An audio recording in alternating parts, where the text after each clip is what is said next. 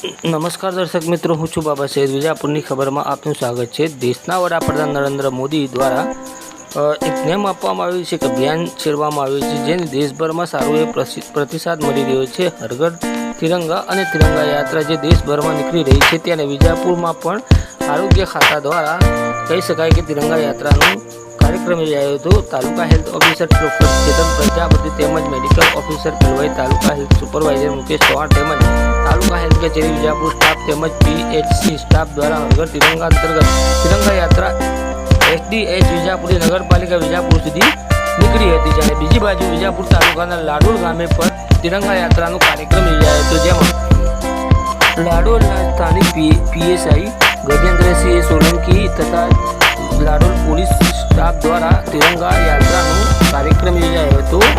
અને જે કહી શકાય કે જે લાડોલ ગામની જે શાળાઓ છે તથા સ્કૂલ છે, તેના વિદ્યાર્થીઓ પણ આ રેલીમાં જોડાયા હતા અને વંદે માતરમ, ભારત માતા કી જય જેવા ગગનભેદી નારાઓ સાથે લાડોલના જે રાજમાર્ગો છે તે રાષ્ટ્રીય ભક્તિમય બન્યો હતો. આપણે વધુમાં જણાવીએ કે જે તિરંગા યાત્રા છે તે લાડોલના વિવિધ વિસ્તારોમાં નીકળી અને વિવિધ કહી શકાય કે જે રસ્તાઓ પર નીકળી અને સીધી પોલીસ સ્ટેશન પહોંચી હતી, જ્યાં લાડોલ પોલીસ સ્ટેશન ખાતે પર તિરંગા યાત્રાનું